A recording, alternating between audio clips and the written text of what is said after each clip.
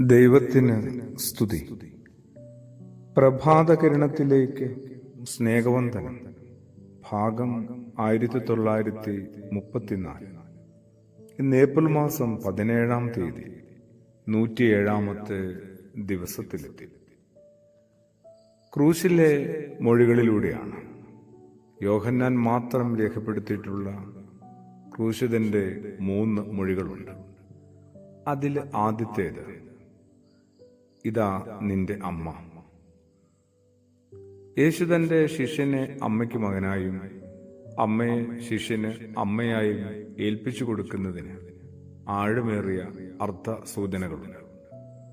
യേശു സ്വന്തം അമ്മയെ സ്ത്രീ എന്ന് 2 തവണ വിളിക്കുന്നതായി വിശുദ്ധനായ യോഹന്നാൻ ശ്ലീഹ രേഖപ്പെടുത്തിയിട്ടുണ്ട്, കാനായിലും കാൽവരിയിലും.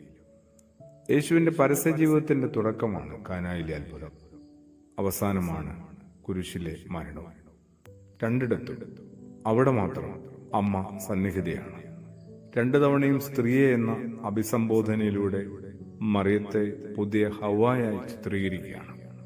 മനുഷ്യവർഗത്തിന്റെ പാപത്തിലേക്കും നിത്യനാശത്തിലേക്കും നയിച്ച ആദിമാതാവായ ഹവ്വായുടെ തെറ്റുതിരുത്തുന്ന പുതിയ ഹവ്വ, രക്ഷകന്റെ മാതാവ്. സ്ത്രീ എന്ന് വിളിക്കുന്നതിലൂടെ യേശു ഈ സത്യത്തിലേക്ക് നമ്മൾ ഓരോരുത്തരുടെയും ശ്രദ്ധയെ ക്ഷണിക്കുകയാണ്. കുരിശിൻ ചോട്ടിൽ നിൽക്കുന്ന യേശു സ്നേഹിച്ച ശിഷ്യൻ യേശുവിന്റെ എല്ലാ ശിഷ്യന്മാരുടെയും പ്രതിനിധിയാണ്. ശരിക്കും അത് ഭൂമിയിലെ മുഴുവൻ യേശു ശിഷ്യരുടെ പ്രതീകവുമാണ്. ആ ശിഷ്യനെ തന്റെ അമ്മയ്ക്ക് മകനായി നൽകുന്നതിലൂടെ എക്കാലത്തും ജീവിക്കുന്ന എല്ലാ ശിഷ്യന്മാരെയും തന്റെ അമ്മയുടെ മക്കളായി യേശു പ്രഖ്യാപിക്കുകയാണ്. അതിനാൽ യേശുവിനോടൊപ്പം നാം എല്ലാവരും മറിയത്തിന്റെ മക്കളായി മാറുന്നു, യേശുവിന്റെ സഹോദരി.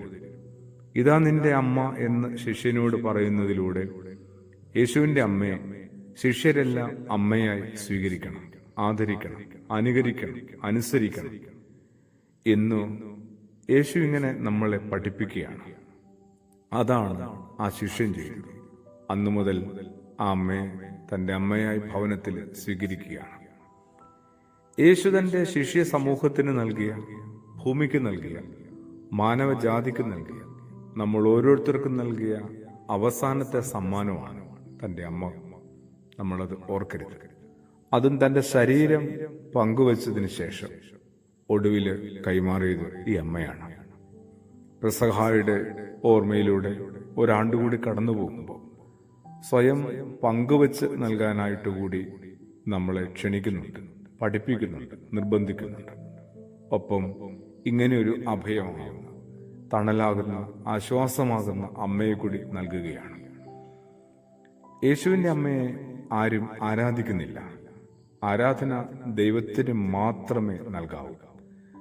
അത് ശരിയാണ്, പക്ഷെ ആദരിക്കണ്ടേ?